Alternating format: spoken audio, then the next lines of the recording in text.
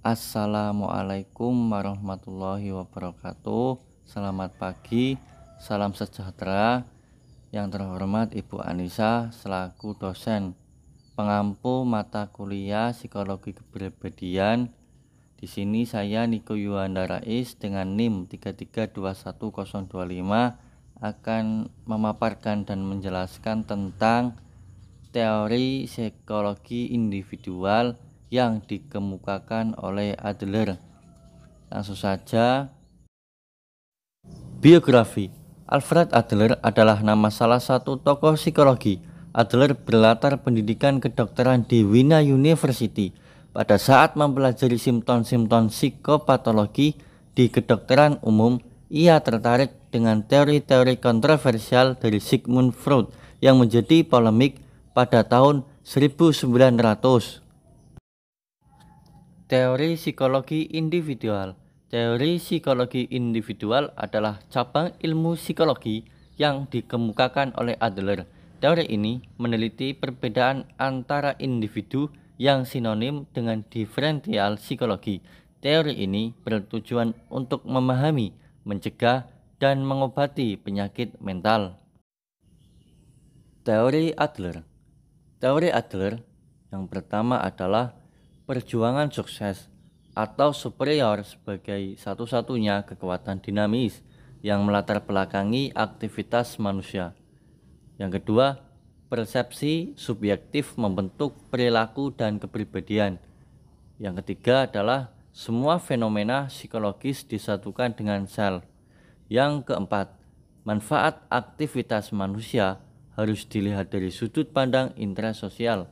Yang kelima, semua potensi manusia dikembangkan sesuai dengan gaya hidup dari sel.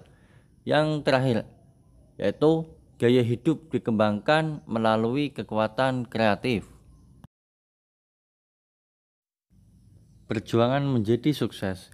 Dari individu lemah secara fisik atau disebut juga dengan inferior, berjuang untuk sukses atau dikenal dengan sebutan superior.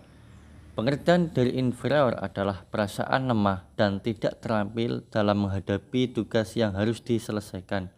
Sedangkan superior adalah terus-menerus berusaha untuk menjadi lebih baik dan mencapai tujuan final. Pengertian dari kurang sehat atau neurotik ini menuju ke superior. Sehat yaitu menyukseskan atau berguna bagi orang lain. Selanjutnya, perilaku ditentukan oleh persepsi tentang harapan di masa datang menuju fictional final goals, didasarkan pada interpretasi subjektif terhadap dunia dimulai usia dari 4 sampai 5 tahun. Selanjutnya adalah tipe kepribadian saya. Tipe kepribadian saya adalah menurut Adler social useful type, sebab dinamika kepribadian saya selama usia perkembangan yaitu minat sosial yang tinggi dan orientasinya kepada pencapaian superioritas pribadi yang tinggi. Analisa kepribadian.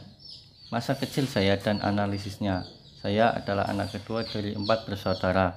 Kakak pertama bernama Opi, adik pertama bernama Arik, dan adik bungsu bernama Niken.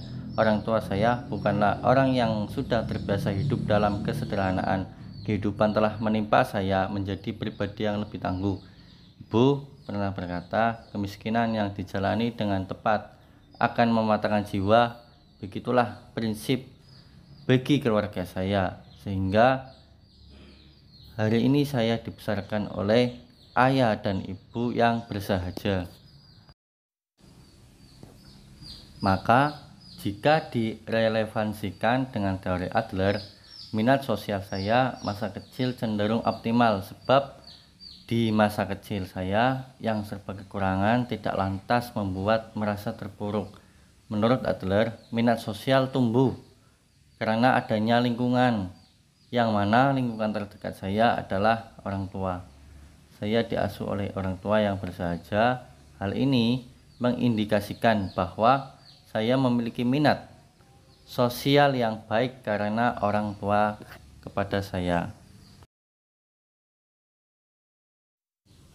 Tipe kepribadian saya. Pada bahasan sebelumnya menjelaskan tentang bagaimana dinamika kepribadian saya yang menghasilkan kesimpulan bahwa yang memiliki minat sosial yang tinggi dimulai dipengaruhi oleh setiap dinamika perkembangan yang terjadi pada masa kecil. Berdasarkan sumber atau referensi yang saya temukan bahwa saya masuk ke dalam tipe kepribadian Adler, yakni social useful type.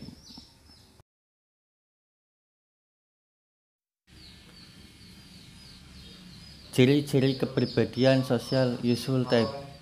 Social useful type merupakan tipe kepribadian yang mana memiliki minat sosial yang tinggi dan orientasinya pada pencapaian superioritas pribadi yang tinggi. Tipe tersebut adalah tipe kepribadian yang paling sehat.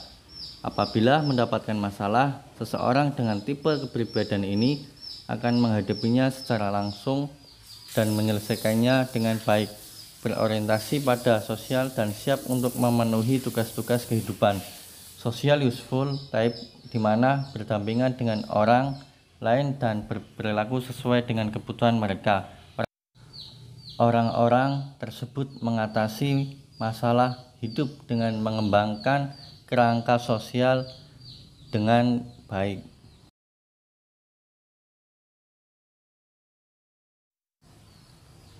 Yang terakhir adalah kesimpulan.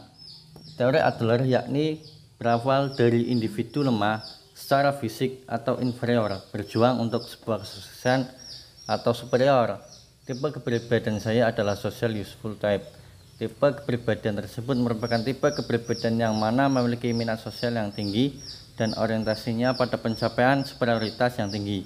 Tipe kepribadian tersebut memiliki ciri dapat berdampingan dengan orang lain dan siap untuk memenuhi tugas-tugas dalam kehidupan masyarakat maupun secara keseluruhan. Terakhir yaitu referensi yang saya cari dan saya temukan dan saya buat adalah dari PPT Pertemuan 5 Psikologi Kepribadian. Kemudian ada dari tipe kepribadian Kompasiana.com, ada teori Adler Journal.com dan psikologi kepribadian.blogspot. Dan saya terakhir mengucapkan terima kasih yang sebesar-besarnya kepada Bu Anissa dan mohon maaf yang sebesar-besarnya manakala terdapat kekeliruan dan kesalahan. Sekian dan terima kasih.